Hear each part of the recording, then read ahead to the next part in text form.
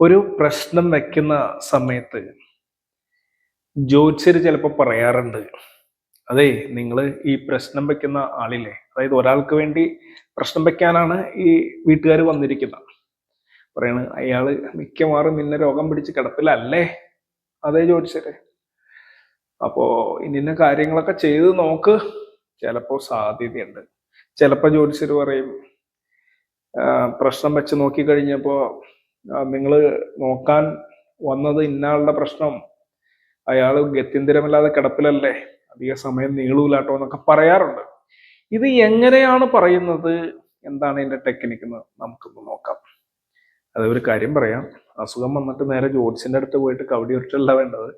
നേരെ ഹോസ്പിറ്റലിൽ പോവുക, സ്കാൻ ചെയ്യുക, ഡീറ്റെയിൽ ആയിട്ട് കാര്യങ്ങൾ നോക്കുക കേട്ടോ. പിന്നെ ചില സമയത്ത് നമുക്ക് ചില കാര്യങ്ങൾക്ക് ഉത്തരം കിട്ടാത്ത സമയത്ത് ചിലവര് വിശ്വാസമുള്ളവരൊക്കെ ജ്യോത്സ്യങ്ങളൊക്കെ പോകാറുണ്ട്. ശ്രദ്ധിക്കുമ്പോൾ നമുക്ക് അതിന്റെ ഇന്റൻസിറ്റി മനസ്സിലാവും. അപ്പൊ ജാതകത്തിന്റെ പോലെ തന്നെയാണ് ഒരു തരത്തിൽ പ്രശ്നം. ജാതകം നിങ്ങൾക്ക് ശരിയായിട്ട് പറയാൻ പറ്റുകയാണെങ്കിൽ, ഒരു നിഗഴ്വിനെ പറയാൻ പറ്റിയാൽ നിങ്ങൾക്ക് പ്രശ്നം ഈസി ആയിട്ട് പറയാൻ പറ്റും. പ്രശ്നം പറയുന്നത് എങ്ങനെയാണെന്ന് അറിയാലോ. പ്രശ്നത്തിന് 3 കാര്യമുണ്ട്: ഉദയ ലഗ്നം, 2 ആരൂഢം, 3 ഛത്രം. ഇത്രയൊന്നും അല്ലട്ടാ. രാശി ക്ഷേത്ര ഗൃഹർഷഭാനി ഭവനം ച ഏകാർത്ഥ സംപ്രത്തയേ എന്ന് പറഞ്ഞല്ലേ. രാശി, ക്ഷേത്രം, ഗൃഹം, ഋഷം, ഭാനി, ഭവനം. ഇതൊക്കെ ഒരേ മീനിങ് ആണെന്ന് വിചാരിച്ചാലും ഇത് 6 തരത്തിൽ പറയാം. രാശി എന്ന് പറഞ്ഞാൽ ചന്ദ്രൻ നിൽക്കുന്നതെന്ന് എടുക്കാം. ക്ഷേത്രം എന്ന് പറഞ്ഞു കഴിഞ്ഞാൽ ലഗ്നമായിട്ട് എടുക്കാം. ഗൃഹം എന്ന് പറഞ്ഞാൽ ഗൃഹം നിൽക്കുന്ന കാരകം എടുക്കാം. ഇത് ഗൃഹം എന്നാണോ വരാഹമിഹിരാചാര്യ വിചാരിച്ച, അഥവാ ഗ്രഹം എന്നാണോ എന്ന് നമുക്ക് കറക്റ്റ് ആയിട്ട് അറിയില്ല. രാശി, ക്ഷേത്ര, ഗൃഹം എന്ന് പറയുമ്പോൾ അർത്ഥം മാറും, ഗ്രഹം എന്ന് പറയുമ്പോഴും അർത്ഥം മാറും. ഗൃഹം എന്ന് പറഞ്ഞാല് വീട് എന്ന് തന്നെയായിട്ട് എടുക്കേണ്ടി വരും. ഇനിയിപ്പോ ഗൃഹം എന്ന് പറഞ്ഞാലും ഗൃഹത്തിൽ നിൽക്കുന്ന, ഗ്രഹം എന്നുള്ള അർത്ഥത്തിൽ എടുത്ത കാരകത്വം ഗ്രഹത്തെ വരും. ഋഷം എന്ന് പറഞ്ഞാല് ഋഷം നക്ഷത്രം എന്നുള്ള അർത്ഥത്തിൽ എടുക്കണം. ഈ നക്ഷത്രവുമായി ബന്ധപ്പെടുന്ന രാശി എന്നുള്ള അർത്ഥത്തിലാണ് എടുക്കുന്നത്. അപ്പൊ നക്ഷത്രത്തിന് പ്രാധാന്യം കൊടുത്തത്. ഭാനി, ഭാനു എന്ന് പറഞ്ഞ ആരാണ്? സൂര്യൻ. സൂര്യനെ ബേസ് ചെയ്തിട്ട് നമ്മൾ എടുക്കണം. സൂര്യനെ ബേസ് ചെയ്തെടുക്കുന്നതല്ലേ ലഗ്നം എന്ന് വിചാരിക്കും. സൂര്യനെ ബേസ് ചെയ്തല്ലേ ലഗ്നം. അപ്പൊ ഋഷം എന്ന് പറയുമ്പോ ഇവിടെ നക്ഷത്രക്കാലിൽ നിൽക്കുന്ന, അത് ഏത് നക്ഷത്രക്കാലില്, ഋഷം എന്ന് പറഞ്ഞ നക്ഷത്രം, അപ്പൊ നക്ഷത്രക്കാലില് നിൽക്കുന്നത് ഏതാണെന്നുള്ള അർത്ഥത്തില് ഇവിടെ നമുക്ക് നവാംശം വേണേ എടുക്കാം. കാരണം ഓൾറെഡി പറയുന്നുണ്ടല്ലോ, നവാംശം എന്ന് പറയുന്നത് കലാങ്കാനി വറാംഗമാനമുരോഹർക്കോട വാസോഭൃതോ വസ്തിർവ്യഞ്ജനമൂരുജാനുകളെ ജംഗേ തതേ അങ്കൃദ്വയം മേഷാശി പ്രഥമ നവഋഷചരണ 9 ഋഷങ്ങള് ചരണ ചക്രസ്ഥിത രാശയോ രാശി ക്ഷേത്ര ഗൃഹർഷഭാനി ഭവനം ച ഏകാർത്ഥ സംഭ്രത്തെ എന്ന് പറയുന്ന സമയത്ത് ഇവിടെ നവ അംശകം അവത് വേണമെങ്കിൽ എടുക്കാം. പിന്നെന്തോ ഭവനം, ഭവിക്കുന്നതിനെ കണക്കാക്കാനുള്ള, ഇത് ഭവിക്കുന്നതിനെ കണക്കാക്കുന്നത്, അല്ലെ ഭവനം എന്ന് പറഞ്ഞാൽ വീടുണ്ട്. ഒരു കാര്യം നമ്മൾ നോക്കാൻ, ഭാവിയെ ഗണിക്കാനായിട്ട് ഉപയോഗിക്കുന്ന ഒരു സാധനം കൂടി ഉണ്ട്, ഛത്രം. അപ്പൊ ഛത്രം ഇവിടെ എടുക്കാം. ഇതിങ്ങനെ പല ടൈപ്പില് ഇതിനെ നമുക്ക് വ്യാഖ്യാനിക്കാൻ പറ്റും ഹോരാശാസ്ത്രത്തെ. കാരണം എന്താ, ഹോരാശാസ്ത്രം എഴുതിയപ്പോ വരാഹമിഹിരാചാര്യ പറഞ്ഞിട്ടുണ്ടായിരുന്നു. എന്താ പറഞ്ഞ? ഭൂയോഭി പടുബുദ്ധിപി പടുതിയാം ഹോരാ ഫലജ്ഞപ്തയേ ശബ്ദന്യായ സമന്വിതേഷു ബഹുശാസ്ത്രേഷു ദൃഷ്ടേഷപി ഹോരാതന്ത്ര മഹാർണവ പ്രതരണേ ഭഗ്നോദ്യമന്വാമഹം സ്വൽപം വൃത്ത വിചിത്ര മർത്തബഹുലം, മർത്തമല്ല അർത്ഥബഹുലം ശാസ്ത്രപ്ലവം പ്രാരഭേ എന്ന് പറഞ്ഞ. അപ്പൊ സ്വൽപം വൃത്തം, വിചിത്രം അർത്ഥം. വൃത്തം സ്വല്പമാണെങ്കിലും, എന്ത് വൃത്തമായാലും ഇപ്പൊ മന്ദാക്രാന്ത് എന്ത് വൃത്തമാണെങ്കിലും പറയാൻ പാടില്ലെങ്കിലും, എന്ത് വൃത്തമാണെങ്കിലും സ്വല്പം വൃത്തം അർത്ഥം പക്ഷെ ബഹുളമാണ്. സ്വല്പം വൃത്തം വിചിത്രം അർത്ഥബഹുളം, വിചിത്രമായിട്ടുള്ള അർത്ഥബഹുളത്തോട് കൂടിയതാണ്. ഈ വാക്ക് തന്നെ എടുക്കുകയാണെങ്കിൽ നോക്കിയേ, വിചിത്ര മർത്ഥ ബഹുളം. ഈ വാക്ക് തന്നെ ഇതാക്കി കഴിഞ്ഞു കഴിഞ്ഞാല് ബഹുളം എന്നുള്ളത് നിങ്ങൾക്കറിയാം കൃഷ്ണപക്ഷം. വിചിത്ര എന്നുള്ളതിന് നിങ്ങൾക്കറിയാം എന്താ, തേയ്പിറ വളർപ്പിറ എന്ന് പറയും തമിഴില്. കൃഷ്ണപക്ഷം, ശുക്ലപക്ഷം. അപ്പോ ചിത്രം, വിചിത്രം, അർത്ഥബഹുളം ഒരു രാശിയെ അർത്ഥമാക്കി കഴിഞ്ഞാല് ഒന്ന് കൃഷ്ണാർത്ഥവും ഒന്ന് ശുക്ലാർത്ഥവുമാണ് ഹോര എന്ന് പറയുന്നത്. അതേപോലെ തന്നെ ചന്ദ്രന്റെ പകുതി ഗതി ഊർധ്വഗതിയായിട്ടുള്ള വളർപ്പിറൈ എന്ന ശുക്ലപക്ഷവും ബാക്കി പകുതി ഗതി കൃഷ്ണപക്ഷം എന്ന് പറയുന്ന ഗതിയുമാണ്. അപ്പൊ ഇതൊക്കെ ഓരോന്നും ഇങ്ങനെ വേണമെങ്കിൽ ഓരോ വാക്ക് വെച്ചിട്ട് സംസ്കൃതം അറിയാമെങ്കിൽ നിങ്ങൾക്ക് ഏത് ടൈപ്പിലും എക്സ്പാൻഡ് ചെയ്യാം. പക്ഷെ എക്സ്പാൻഡ് ചെയ്യാനുള്ള മരുന്ന് ഓൾറെഡി നിങ്ങളുടെ കയ്യിലുണ്ടായിരിക്കണം. അപ്പോ പ്രശ്നം ഈ 3 വെച്ച് പറയും. ഈ ഛത്രരാശി എന്നുള്ളത് നമ്മൾ ജാമക്കോൾ എന്ന് പറയുന്ന തരത്തില്, ജാമക്കോള് എന്ന് പറഞ്ഞാൽ ജാമക്കോൾ പ്രശ്നം എന്ന് പറയും. കേരളത്തിൽ വളരെ കുറവാണ് ആളുകൾ ഉപയോഗിക്കുന്നത്. തമിഴ് അസ്ട്രോളജേഴ്സ് ഇപ്പൊ നമ്മളൊക്കെ എപ്പോഴും ഉപയോഗിക്കുന്ന സാധനമാണ് ജാമക്കോള്. ഈ ജാമക്കോള് വെച്ച് ബലം പറയുന്ന സമയത്ത് കവിപ്പ് എന്ന് പറഞ്ഞ ഒരു സംഭവമുണ്ട്. കവിപ്പ് വെച്ച് പറയും ബലം പറയാനായിട്ട്. അപ്പോ സേതാരം പറയും. അപ്പൊ ഇതിലൊക്കെ ഇന്റർ കണക്ഷൻ ഉണ്ട്. അത് എന്താണെന്ന് നിങ്ങൾക്ക് ഇത് അറിയാമെങ്കിൽ ഇതിനെപ്പറ്റി മനസ്സിലായിട്ടുണ്ടാവും. ഇപ്പൊ വേറൊരു കാര്യം പറഞ്ഞാല്, ഈ ആരൂഢം എടുക്കുന്ന സമയത്തെ ആരൂഢം നമ്മൾ കണക്കാക്കുന്നത് സോഴി വെച്ച് മാത്രമല്ല. സോഴി എന്ന് പറഞ്ഞാൽ എന്താ? കവടി. സോഴി തമിഴില് കവടി. ഞാൻ വർഷങ്ങളായിട്ട് 2008-2009 മുതൽ ഞാൻ ഉപയോഗിക്കുന്നത് ശംഖാണ്. കബഡി എടുത്ത് മാറ്റി വെച്ചേക്കും. ഇനി ആരെങ്കിലും കബഡി വെക്കാൻ പറഞ്ഞു കഴിഞ്ഞാൽ ഇത് കൊടുക്കും. പക്ഷെ സത്യം പറഞ്ഞു കഴിഞ്ഞാൽ കബഡി വെച്ച് നോക്കുന്നതാണ് ആളുകൾക്ക് താല്പര്യം. ഞാൻ എൻ്റെ ഒരു ഗുരുനാഥൻ തന്നൊരു ശംഖുണ്ട്, കറക്കിയാല് അതേ ലെവലിൽ നിൽക്കണം. അപ്പൊ നമുക്കതിന് ശംഖ് ആരൂഢം പഠിക്കേണ്ടതായിട്ട് വരും, കുറച്ചും കൂടി പഠിക്കേണ്ടത് വരും. കബഡി പ്രശ്നം നോക്കുന്നതിനേക്കാൾ കൂടുതൽ കാര്യങ്ങൾ ശംഖ് ആരൂഢം പഠിക്കേണ്ടി വരും ഞങ്ങളുടെ ലൈനേജിൽ, ഞങ്ങൾ പഠിച്ച മെത്തേഡിൽ. അപ്പൊ ശംഖ് ഇറക്കി വെക്കാന്ന് പറയും. വളരെ സിമ്പിൾ ആയിട്ട് കൊടുത്ത് നിങ്ങൾ കറക്കിയിട്ട് തള്ളയണെന്നാണ് ചിലർ വിചാരിക്കുക. ഈ കബഡിയുടെ എല്ലാ കോൺസെപ്റ്റുകളും മനസ്സിലാക്കിയാലേ ശംഖ് ഇറക്കി നോക്കാൻ പറ്റുള്ളൂ. വേറെ വിഷയം. അടുത്ത ആരൂഢമാണ് കബഡി, ശംഖ്. ഇനി ചിലവര് കുന്നിക്കുരു, ചില ആൾക്കാരൊക്കെ ഉപയോഗിക്കാറുണ്ടെന്നുള്ളത്. എന്തിന് രുദ്രാക്ഷം മുതലായ കാര്യങ്ങളൊക്കെ ചിലവർ ഉപയോഗിക്കാറുണ്ട്. എന്തെങ്കിലും കുരുക്കളൊക്കെ വെച്ചിട്ടൊക്കെ നോക്കുന്ന പരിപാടി. നെല്ല് ഉപയോഗിക്കാറുണ്ട്. ഇനി വെറ്റില ആരൂഢമായി എടുത്തിട്ട് താമ്പൂല പ്രശ്നം എന്ന് പറയില്ലേ, താമ്പൂല സംഖ്യാത ദ്വിഗുണശരഗ്നശയാര സപ്തമാബല പൃഷ്ഠ എന്നൊക്കെ പറഞ്ഞിട്ടുള്ള പ്രമാണം വെച്ച് അതിലും ഭയങ്കര സംഭവമായിട്ടൊക്കെ ഈ താമ്പൂലാഗ്രേ നിവസതിരമ പൃഷ്ഠേ ജ്യേഷ്ഠ എന്നൊക്കെ പറഞ്ഞ ഈ താമ്പൂലത്തും ഇരിക്കുന്ന ദേവതകള് നോക്കും. താമ്പൂലം 1, 2, 3, 4, 12 ആദ്യം എടുത്ത് നോക്കിയിട്ട് ഏതെങ്കിലും താമ്പൂലത്തിൽ വല്ല തൊളയെ മറ്റുണ്ടെങ്കിൽ ആ ഭാവം പോയി എന്ന് പറയും. എന്തായാലും എന്തൊക്കെ കോയിൻസിഡൻസ് ആണല്ലേ. ആയിക്കോട്ടെ, ഞാനിത് പറഞ്ഞു വരുന്നത് കബഡി, ശംഖ്. ഈ ശംഖും ഒരു കോയിൻസിഡൻസ് ആണ് ട്ടാ. ഇങ്ങനെയുള്ള സാധനങ്ങൾ വെറ്റില. ഇനിയുണ്ട് പ്രശ്നം വെക്കാനായിട്ട്. ഇപ്പൊ ഞാനിവിടെ ഇരിക്കുകയാണെങ്കിൽ എനിക്ക് ചുറ്റുമുള്ള ആള് വന്നിരിക്കണ ഉള്ള രാശി പണ്ടെടുക്കുമായിരുന്നു. അതായത് എന്താണ്, ദൈവജ്ഞേന സമാഹിതേന സമയം, ദൈവജ്ഞേന സമാഹിതേന സമയം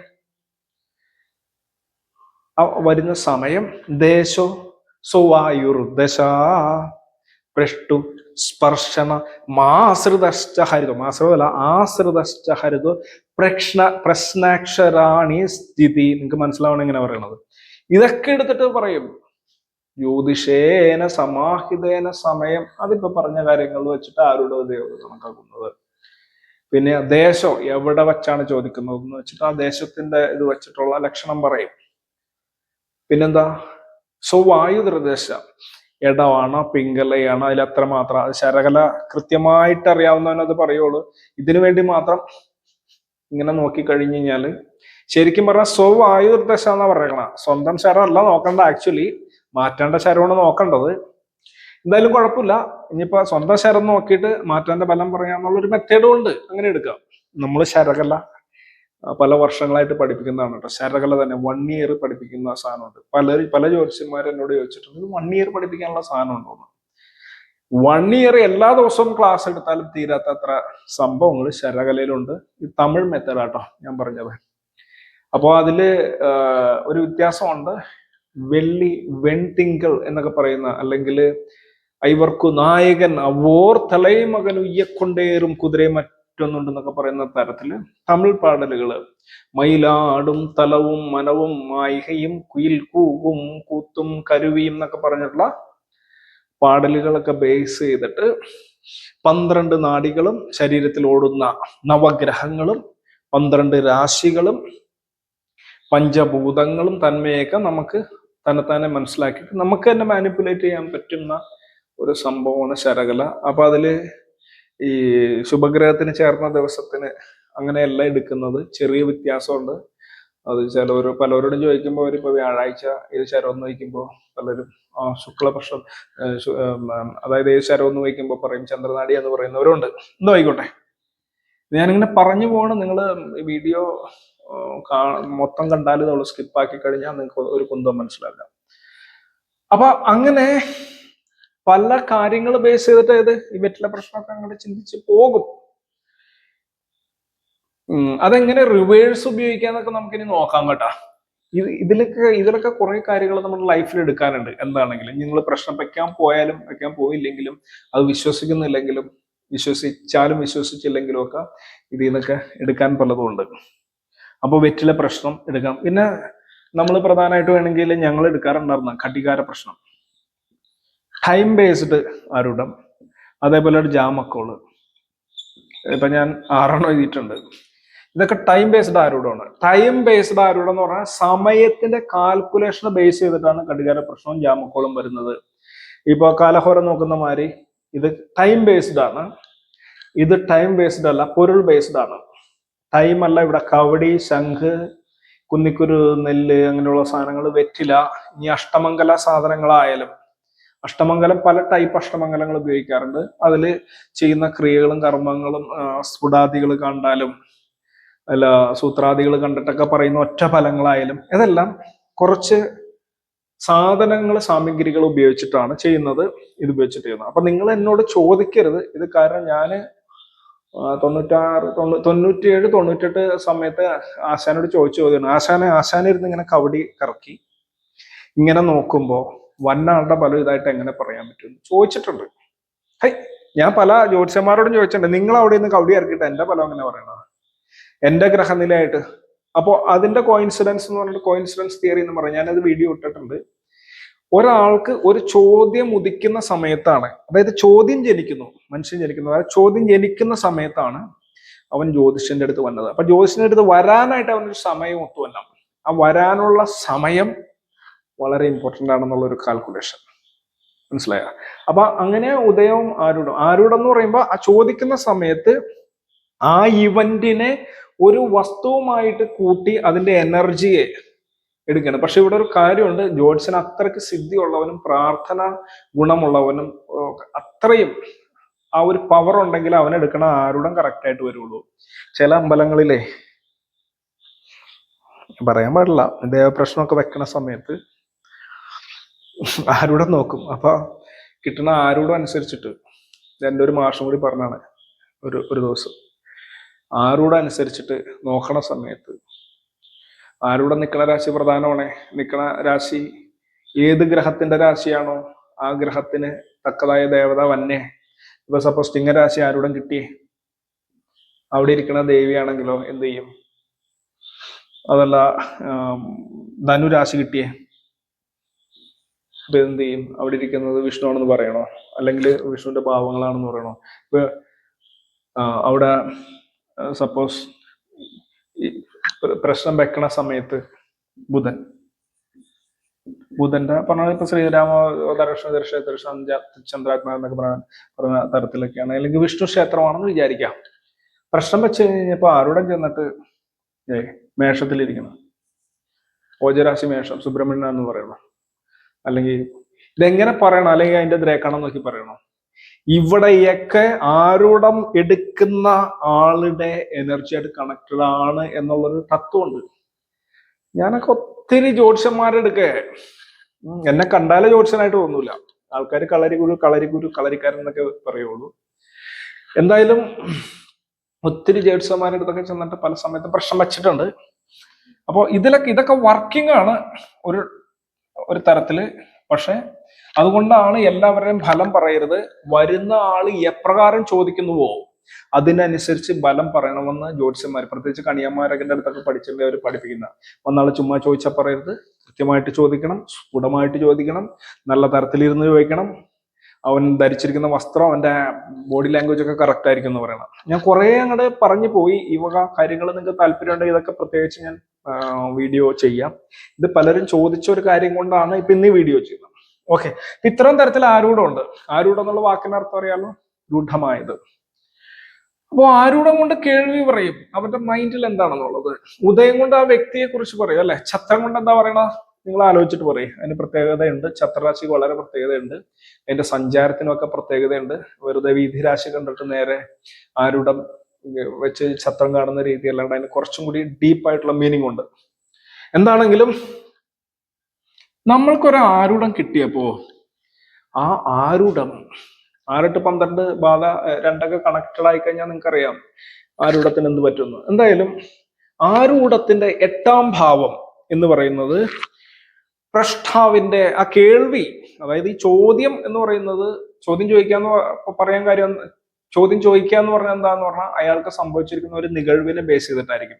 ഒരു പ്രശ്നത്തെ, ആ പ്രശ്നം തന്നെയാണ്, പ്രശ്നം എന്ന് പറഞ്ഞാൽ കുഴപ്പം തന്നെയാണ് ആരൂഢം കാണിക്കുന്നത്. അപ്പൊ 8ാം ഭാവമാണെങ്കിൽ മിക്കവാറും എന്താ, രോഗം ഉണ്ടാവും. 6ാം ഭാവം ചെറിയ രോഗമാണെങ്കിൽ 8ാം ഭാവം നോയുടെ അടുത്ത ഘട്ടമായി. 12ാം ഭാവമാണെങ്കിൽ പിന്നെ നോക്കണ്ട, ഹോസ്പിറ്റലൈസേഷൻ ആയി. അപ്പോ 8ാം ഭാവവും 6ാം ഭാവം 12ാം ഭാവം ശരിക്കും നോക്കണം. എങ്കിലും നമ്മുടെ ഗ്രന്ഥങ്ങളിലൊക്കെ പറഞ്ഞിരിക്കുന്ന അനുസരിച്ച് ട്രഡീഷണൽ ആയിട്ടുള്ള പ്രശ്നത്തിന്റെ ഏത് ഗ്രന്ഥം എടുത്താലും, അനുഷ്ഠാന പദ്ധതി ആയിക്കോട്ടെ, പ്രശ്നമാർഗം ആയിക്കോട്ടെ, ഭാഷ ആയിക്കോട്ടെ, രീതി ആയിക്കോട്ടെ, എന്താണെങ്കിലും 8ാം ഭാവത്തെ ബേസ് ചെയ്ത് ട്രഡീഷണൽ ആയിട്ട് മനസ്സിലാക്കാലോ. അപ്പൊ 8ാം ഭാവത്തിൽ ഇരിക്കുന്ന ഗ്രഹം ഏതൊക്കെയാ? Planets in 8th house. 8ാം ഭാവത്തിൽ ഇരിക്കുന്ന ഗ്രഹം 2 പ്ലാനറ്റ്സ് വർ വ്യൂയിങ്, പയേഴ്സിങ് വേണേ പറയാം, നോക്കുന്നത്.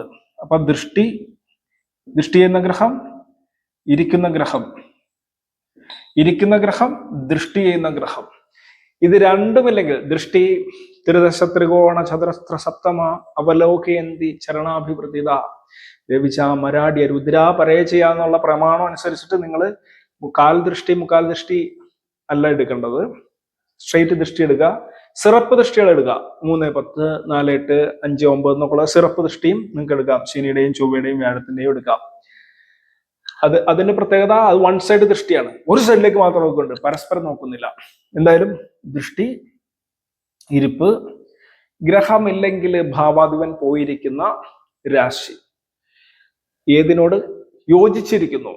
രാശിയാണെങ്കിൽ തന്മയമായിട്ടാണ് യോജിച്ചത്, ഗ്രഹമായിട്ടാണ് യോജിച്ചെങ്കിൽ ആ ഗ്രഹത്തിന്റെ പ്രത്യേകതകൾ എടുക്കണം. അപ്പൊ ഏത് ഗ്രഹവുമായിട്ട് യോജിച്ചിരിക്കുന്നു എന്നുള്ളത് എടുക്കുക. അപ്പൊ 8ൽ നിൽക്കുന്ന ഗ്രഹം, ഇപ്പൊ ലഗ്ന ആരുടെ ഇതാണെങ്കിൽ 8 ഈ ക്ഷേത്രമാണെങ്കിൽ ഇവിടെ ചൊവ്വ നിൽക്കുന്നു എന്ന് വിചാരിക്കാം. അപ്പൊ ചൊവ്വയുടെ കാരകത്വമുള്ള വിഷയങ്ങളുടെ അസുഖം വന്നിരിക്കുന്നു എന്ന് നമ്മൾ മനസ്സിലാക്കണം. ഇനി അവിടെ ശനിയാണെങ്കിലോ ശനിയുടെ കാരകത്വമുള്ള വിഷയങ്ങളുടെ അസുഖം വന്നിരിക്കുന്നു മനസ്സിലാക്കണം. അപ്പൊ നമുക്ക് ശരീരം അറിയണം. അപ്പൊ അവിടെ 2 കാര്യങ്ങൾ കണക്ട് ചെയ്ത് ചിന്തിക്കും. ഏതാ? ഒന്നാമത്തെ നമ്മള് പ്രശ്നമാർഗത്തില് പ്രശ്നമാർഗമല്ല, ഹോരാശാസ്ത്രം എടുക്കാം. പ്രശ്നമാർഗത്തിലുണ്ട്. ഹോരാശാസ്ത്രത്തിലെ പ്രമാണമായിട്ടുള്ള കാലാങ്കാനി വരാങ്കമാനരമുരോ ഹൃത്ക്രോഡ വാസോമൃതോ വസ്തുർവ്യഞ്ജന മൂരു ജാനുവികളെ ജങ്കേതത അങ്കൃതയെ മേഷാശി പ്രമാണമുള്ള ആ പ്രമാണം എടുക്കാം. ഞാൻ ആദ്യം പറഞ്ഞത്. രണ്ടാമത് മത്സ്യഘടി നിർമ്മിതം എന്നുള്ളതും എടുക്കണം. അതിൻ്റെ ഉള്ളിൽ കുറച്ച് സംഭവമുണ്ട്, വേണ്ട അത് പോട്ടെ. അതല്ലെങ്കിൽ ഈ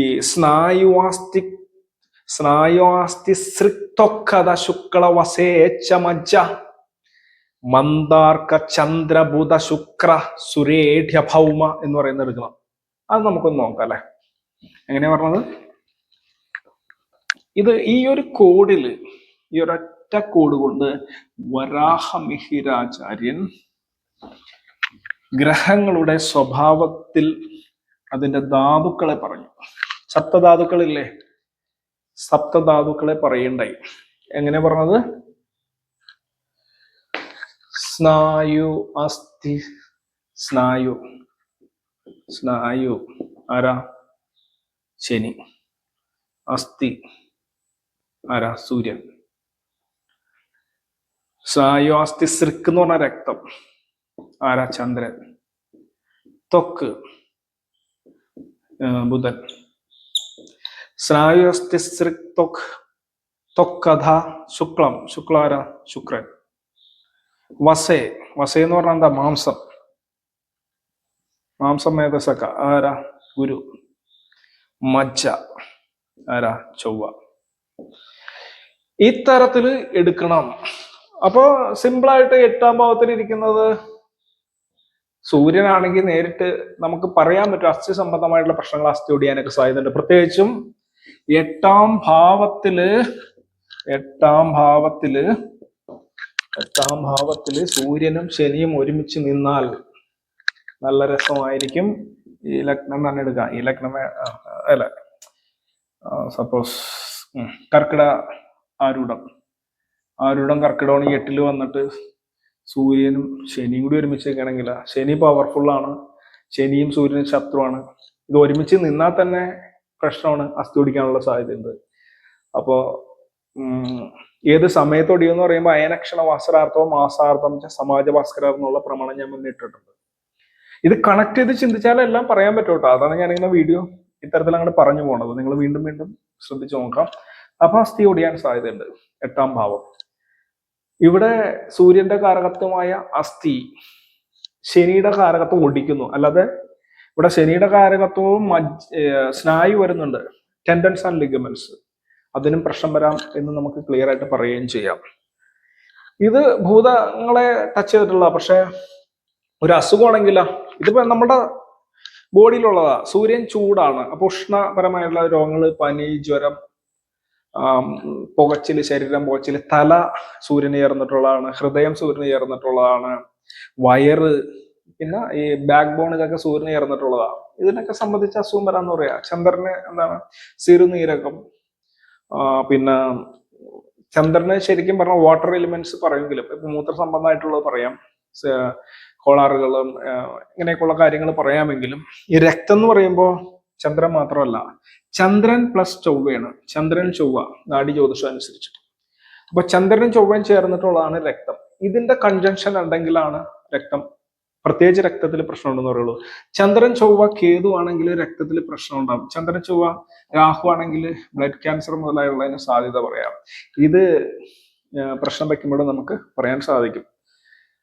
അപ്പോൾ അതങ്ങനെ എടുക്കണം. ഇത് കാരകത്വം മൊത്തം അവിടെ നിങ്ങൾ പഠിച്ച് ക്ലിയർ ആയിട്ട് വെക്കണം. ചന്ദ്രന് ഏതൊക്കെ ബോഡി പാർട്സ് ആണ്? സൂര്യന്റെ ഞാൻ പറഞ്ഞു, ചൊവ്വയ്ക്കാണെങ്കിലും ഉണ്ട്. ഇപ്പൊ ഞാൻ മുന്നേ പറഞ്ഞിട്ടുണ്ടായിരുന്നു, അത് ഇതിൽ തന്നെ എല്ലാം കൂടി കൊട്ടുന്നില്ല. ഞാൻ പല്ല്, പുരികം മുതലായ കാര്യങ്ങളൊക്കെ പറഞ്ഞിട്ടുണ്ടായിരുന്നു. അതിന് സംബന്ധമായിട്ടുള്ള അസുഖങ്ങൾ വരുമെന്ന് നമുക്ക് പറയാം. അപ്പൊ ചുരുക്കി പറഞ്ഞ ഛർദി, ജലദോഷം, വയറിളക്കമൊക്കെ ചന്ദ്രൻ പറയാം. ചൊവ്വയ്ക്കാണെങ്കിൽ രക്തസംബന്ധമായ രോഗങ്ങളും, വ്രണം വരിക, ചൊറി വരിക, രക്തച്ചൊറി വരിക, ശരീരം ചുട്ടുപൊള്ളുക, ഇതൊക്കെ പറയാം. ബുധനാണെങ്കിൽ ത്വക്ക് രോഗങ്ങൾ, ഞരമ്പ് അസൈവുകൾ, തലയ്ക്ക് പെരുപെരുപ്പം പറയാം. ബുധനാണെങ്കിൽ എവിടെയെങ്കിലും മുഴകളും മസിലിനൊക്കെ പ്രശ്നങ്ങളും വേദനയും ഒക്കെ പറയാം. പല കട്ടികൾ ശരീരത്തിൽ ഉണ്ടാവുന്നതൊക്കെ വ്യാഴത്തെ കൊണ്ട് പറയാം. ശുക്രനെ കൊണ്ടാണെങ്കിൽ ഹോർമോൺ ഇംബാലൻസസ് ഉണ്ടാവുന്നു എന്നും, അതുപോലെ തന്നെ സെക്സ്വൽ ഓർഗൻസ് സംബന്ധമായിട്ടുള്ള പ്രശ്നങ്ങളൊക്കെ പറയാം. അപ്പൊ ശുക്രൻ പ്ലസ് കേതു ആണെങ്കിൽ കുഴപ്പമായി, വേറെ പല പ്രശ്നങ്ങളുണ്ട്, അങ്ങനെ പറയാം. അതുപോലെ ശനിയാണെങ്കിൽ നമ്മൾ സ്നായു പ്രശ്നങ്ങൾ മാത്രമല്ല, തലകറക്കം, വേച്ചു പോവുക, ക്ഷീണം, മുട്ടിന് സംബന്ധമായ പ്രശ്നങ്ങൾ, ജോയിൻസ് സംബന്ധമായിട്ടുള്ള പെയിനൊക്കെ പറയാം. ഇത്തരത്തില് നമ്മൾ ഇതിനെ തോക്കണം. ഇവിടെ നിൽക്കണം മാത്രം നോക്കിയാൽ പോരാ. ഇപ്പോ 8ാം ഭാവത്തില് ഞാൻ നേരത്തെ പറഞ്ഞു, 8ാം ഭാവത്തില് ചന്ദ്രൻ നിൽക്കുകയാണെങ്കിൽ അവനെ ചൊവ്വ നോക്കി ഇവിടുന്ന് 2ൽ നിന്ന് നോക്കിക്കഴിഞ്ഞു കഴിഞ്ഞാൽ കൃത്യമായിട്ട് പറയാം 2ാം ഭാവം ഏതാണ് എന്നുള്ളത് അത് എടുത്തോളണം. ഈ കാലപുരുഷന്റെ ഭാവം മാത്രമല്ല, അല്ലാതെ ഭാവാത്ഭാവ ചിന്തയിൽ 2ാം ഭാവവും കണക്കാക്കിക്കൊള്ളണം. അതിനൊരു അവയവമുണ്ട്, അത്തരത്തിലെടുക്കണം. അപ്പൊ ഇത്തരത്തില് നോക്കിയിട്ട് എല്ലാ കോൺസെപ്റ്റുകൾ, ഇപ്പൊ കുറച്ച് കോൺസെപ്റ്റ് പറഞ്ഞിട്ടുള്ളൂ. ഒരു രാശിയുടെ പ്രധാനപ്പെട്ട 28 മാനങ്ങളെ കൊണ്ടും ഗ്രഹങ്ങളുടെ 36ഓളം മാനങ്ങളെ കൊണ്ടും ഡൈവേർഷൻസ് കൊണ്ടും ചിന്തിച്ചാൽ മാത്രമേ നമുക്ക് ക്ലിയർ ആയിട്ട് ഇതിന്റെ കാര്യങ്ങൾ തൊകുത്തെടുക്കാൻ പറ്റുള്ളൂ. 28 മാനം നിങ്ങൾക്ക് ക്ലിയർ ആയിട്ട് അറിയാമെങ്കിൽ നിങ്ങൾക്ക് തോൽക്കാനായിട്ട് സാധിക്കും. അതിൽ ഊർധന്മുഖ രാശി ഉൾപ്പെടെയുള്ള രാശികളും ശീർഷോഭയ രാശികളും നിശാരാശികളും ഒക്കെ രാശിമാനങ്ങളാണ്. 28 ടൈപ്സ് ഓഫ് രാശി കോൺസെപ്റ്റ് ഉണ്ട്, അതെടുക്കണം. 36 ടൈപ്പിലുള്ള ഗ്രഹമാനങ്ങളെ നമുക്ക് തൊകുക്കാൻ കഴിഞ്ഞു കഴിഞ്ഞാൽ നക്ഷത്രമാനങ്ങളും വേണമെങ്കിൽ എടുക്കാം. അങ്ങനെ തൊകുത്ത് നമ്മൾ നോക്കി കഴിയുമ്പോൾ നികഴ്വിനെ പറയാൻ പറ്റും. അല്ലാതെ ഒരുത്തം വന്ന് പ്രശ്നം വെക്കാൻ വന്നിട്ട് എൻ്റെ ഈ ആരൂഢം മാത്രമല്ല, ഈ ബാധ എന്ന് പറഞ്ഞ സാധനം ഉണ്ടേ, ആരൂഢ രാശോ ചര ആയ രാശോ സ്ഥിരേത് ഭാവ എന്നാകുന്ന വിചിന്യം കാമ ഗൃഹാണെന്നൊക്കെ പറഞ്ഞിട്ട് അതൊന്നും ആവശ്യമില്ല. നിങ്ങൾക്കറിയാം, മറ്റേ മിഹിരാസ് കോഡ് അനുസരിച്ചിട്ട് ഇതിൻ്റെ ഒന്നും ആവശ്യമില്ലാന്ന് നിങ്ങൾക്ക് അറിയാലോ. ഇത് കണ്ടുപിടിക്കാൻ ഈ കോഡ് യൂസ് ചെയ്താൽ മതി എന്ന് നിങ്ങൾക്ക് അറിയാലോ അല്ലേ? ഈ ഒരു കോഡ് യൂസ് ചെയ്താൽ മതി. ഈ കോഡ് വെച്ചിട്ട് ബാധ കണ്ടുപിടിക്കാൻ അറിയാലോ. മറ്റേത് കണ്ടുപിടിക്കാൻ ഒരു കോഡുണ്ട്. കുംഭസ്ഥരാണമളി ചാപസിംഹ ഗോശ്രീണാമളി നക്ര കുംഭസ്ഥകർക്കി മിഥുനസ് തന്നി മീനസ് ചാപം കലുബാധൻസിയാൽ എന്നുള്ള അതൊക്കെ കണ്ടു പഠിച്ചു വെക്കാലേ. അതിനൊരു കോഡുണ്ട്, അത് ഞാനിപ്പോ പറയുന്നില്ല, കാരണം അതൊക്കെ സീക്രട്ട് കോഡ്സ് ആണ്. അങ്ങനെ ഇതില്ലാണ്ട് ഈ കോഡ് മാത്രം വെച്ചിട്ട് ബാധ കണ്ടുപിടിക്കാൻ പറ്റുന്നു. അപ്പൊ ബാധ ഏത് രാശിയിൽ നിൽക്കുന്നുവോ ആ രാശിയുടെ വെച്ചിട്ട് വന്നവന് ഫലം താങ്ങിക്കൊടുത്താൽ അങ്ങനെ ഉണ്ടാവും. നല്ല രസമായിരിക്കും അല്ലെ? അതായത് ഒരാള് പ്രശ്നം വെക്കാൻ വന്നു കഴിഞ്ഞപ്പോ ബാധ പോയിട്ട് ബാധാധിപൻ ചൊവ്വ, ഇത് കാണുമ്പോ അറിയാലോ, ബാധാധിപൻ ചൊവ്വ. ഇത് ആരോടും ഉണ്ടോ? ബാധാധിപൻ ചൊവ്വ എന്ന് ഒന്നീ പോയി ഇന്ന് ശാരീരിക പ്രശ്നം, അല്ലെങ്കിൽ ദേവഹോമം വരെ പറയണവരുണ്ട്. 2ൽ നിന്ന് ആരോ ശപിച്ചു വാക്കിൻ ദോഷം വിട്ട്. 3ൽ ഒരു ബലമുണ്ട്, നിങ്ങൾക്ക് അറിയാത്തതുകൊണ്ട് ഞാനത് ഇവിടെ എക്സ്പ്ലെയിൻ ചെയ്യുന്നില്ല. കോമൺ അല്ല, ഗുരുക്കന്മാര് പറഞ്ഞതാണ്. 4 നിങ്ങൾക്കറിയാം, ധർമ്മദൈവ കോപം, അമ്പട ധർമ്മദൈവ കോപം. 5ലൊരു സാധനമുണ്ട്, കോമൺ അല്ലാത്തതുകൊണ്ട് ഞാനിപ്പോ നിങ്ങൾക്ക് പറയുന്നില്ല. 6ലുണ്ട്, 6 കണക്റ്റായി. എങ്ങനെ കണക്റ്റായാലും ഇത് ബാധാദിശയൊക്കെ സുഖം ബാധസ്ഥാനം ബാധാസുഖം അങ്ങനെയുള്ള പ്രമാണമൊന്നും ഇല്ലാതെ തന്നെ ജസ്റ്റ് കണക്ഷൻസ് നമ്മള് ഒരു ഭാവത്തെ ഏതൊക്കെ ടൈപ്പിൽ കണക്ട് ചെയ്യാൻ പറ്റും എന്നുള്ള ഒരു കണക്കുണ്ട്, അത് മനസ്സിലാക്കി വെക്കണം. ഉൾത്തുടർബാണോ വെളിത്തുടർബാണോ എന്നുള്ളത് ആദ്യം മനസ്സിലാക്കി ആ തുടർബിനനുസരിച്ച് ബലം പറഞ്ഞാലേ ബലം തൊകുത്ത് പറയാൻ പറ്റുള്ളൂ. എന്തായിക്കോട്ടെ, 6ാം ഭാവം കണക്ട് ചെയ്താൽ ശത്രുബാധ ഉണ്ടോ? 7ാം ഭാവം കണക്ട് ചെയ്ത് കഴിയുമ്പോ, അതായത് ബാധ 7ാം ഭാവത്തിൽ ഇരിക്കുകയാണെങ്കിൽ കേട്ടാ, എടോ നിനക്ക് പ്രശ്നമാണ്, ദൃഷ്ടിബാധയുണ്ട്. 8ാം ഭാവം പറയാനുള്ള, 9ാം ഭാവം പറയാം, പൂർവികന്മാര് ആരാഴ്ച മറ്റേ സംഭവമില്ലേ, ദേവതകൾ പ്രശ്നമായിട്ടൊക്കെയാണ്. 10ാം ഭാവം ഉണ്ട്, ഞാൻ പറയുന്നില്ല. 12 പറയുന്നില്ല. ഇനി ഏതെങ്കിലും ഗ്രഹം, എന്റെ പൊന്നു വ്യാഴം, ബാധരാശിയിൽ പോയി വ്യാഴം ഇരുന്ന് ബ്രാഹ്മണകോപം, സൂര്യനിരുന്ന് പിതൃകോപം, ചന്ദ്രനിരുന്ന് മാതൃകോപം, രാഹു ഇരുന്ന് സർപ്പകോപം, കേതു ഇരുന്ന് സർപ്പകോപം, ഗുളികനിരുന്ന് പ്രേതകോപം, ഈ എല്ലാ ഗ്രഹത്തിനും ചൊവ്വ ഇരുന്ന് ആഭിചാരം വരെ പറയുന്ന ആൾക്കാരുണ്ട്. ശുക്രൻ ഇരുന്ന് സ്ത്രീശാപം, ശനി ഇരുന്ന്, ശനിയുടെ ഇപ്പം ഞാൻ പറയുന്നില്ല, അറിയാത്തോണ്ടല്ല, ഇതൊക്കെ കുറെ ഇതൊക്കെ ഒറ്റയടിക്ക് ഞാൻ പറഞ്ഞു തന്നു നിങ്ങൾക്ക്. ഇങ്ങനെ പറയുന്നതും ഇതും തമ്മിൽ, ഇത് പറയുന്നവൻ കേൾക്കുമ്പോൾ തന്നെ വെക്കോ എനിക്ക് ഇനി ഈ പ്രശ്നം കൊണ്ടായിരിക്കും കുഴപ്പം വന്നെ. പാവപ്പെട്ടവൻ നോക്കാൻ തന്നെ എന്തായിരിക്കും ദാരിദ്ര്യവും കഷ്ടപ്പാടും കൊണ്ട് അവനെ കാണുമ്പോൾ തന്നെ അറിയാം ദാരിദ്ര്യവും കഷ്ടപ്പാടുമാണെന്ന്. ഇത് പറയാനായിട്ട് പ്രശ്നം വെക്കണ്ട, രണ്ടാം ഭാവത്തിൽ ആരോട് ഇരിക്കണമെന്നോ അങ്ങനെ ഉള്ള ഒന്നും നോക്കണ്ട, അവനെ കാണുമ്പോൾ തന്നെ അറിയാൻ പറ്റും. എന്നാലും എന്റെ ഗുരുനാഥന്മാര് പറയാറെന്താ, ആളെ പാറാതെ കട്ടത്തെ പാർന്ന് പൂഴിന്ത് സൊല്ല എന്ന് പറയും. അപ്പൊ കട്ടത്തെ പാർത്ത് സൊല്ലണം ആക്ച്വലി. ഇങ്ങനെ വന്ന സമയത്തെ ഒരാൾ മിക്കവാറും ഒരു പ്രശ്നം വെക്കാൻ വന്നത് ഒന്നല്ലെങ്കിൽ ഫിനാൻഷ്യൽ പ്രശ്നം, അല്ലെങ്കിൽ വീട്ടിൽ ഒടുങ്ങാത്ത കലഹം, അല്ലെങ്കിൽ അവന്റെ ജോലി പോയി, അല്ലെങ്കിൽ വിദ്യാഭ്യാസപരമായിട്ട് പ്രശ്നം വന്നു. മിക്കവാറും വന്നത് ഇത് ദാരിദ്ര്യവും ദാമ്പത്യ പ്രശ്നവും കലഹവും മറ്റുള്ള കാര്യം കൊണ്ടായിരിക്കും. 90% ആൾക്കാർക്ക് ദാരിദ്ര്യവും കഷ്ടപ്പാടും കടവും പ്രശ്നമാണ്. ഇത് വന്ന സമയത്ത് അവനോട് പറയണ, എടാ നിനക്ക് ശത്രുദോഷമുണ്ട്, 6ാം ഭാവത്തിൽ കണക്ട് ആയിക്കാണ്, ആ വിചാരം പൂജ ചെയ്താൽ മാറും, ധർമ്മദേവാദയാണ്, അമ്പലം പ്രതിഷ്ഠിക്കണം. ഇത് ഇത്തരത്തിലാണ് ഈസി ആയിട്ട് പറയാൻ പറ്റും, വേറെ സംഭവമൊന്നുമില്ല. ഒരു കാര്യം ശ്രദ്ധിച്ചോ, എപ്പ ആര് പോയി ജ്യോതിഷം നോക്കിയാലും എന്തെങ്കിലും ദോഷം ഉണ്ടാവും. ഇനിയിപ്പോ നിങ്ങൾ ജ്യോത്സ്യന്മാരാണെങ്കിൽ തന്നെ ഒന്ന് കറക്കി നിങ്ങൾക്ക് നോക്കാനായിട്ട് ധൈര്യമുണ്ടോ? ഉണ്ടെങ്കിൽ നിങ്ങൾക്ക് മനസ്സിലാവും നിങ്ങൾക്ക് എന്തെങ്കിലും ദോഷം ഇതിലുള്ളതുണ്ട്, നിങ്ങൾ പരിഹാരം ചെയ്യൂ. അപ്പൊ അതുകൊണ്ടാണ് നമ്മൾ മിക്കവാറും ജാമക്കോള് മുതലായിട്ടുള്ള മെത്തേഡുകൾ, ഞാനൊക്കെ പണ്ടേ പോലെ ശംഖ് പ്രശ്നം, അതിന്റെ മെത്തേഡ് എന്തായാലും ഡിഫറെന്റാ. ഇതൊക്കെ അതിലുണ്ട്. ഇത് പറയണമെങ്കിൽ ചില സമയത്തെ പറയാൻ പാടുള്ളൂ എന്നുണ്ട്. ഈ പറയുന്ന കാര്യങ്ങള് ദേവർവേ ധർമ്മദേവേ പിതൃ ഭണിപിർ ബ്രാഹ്മണെ പ്രേതഭൂത പിടായ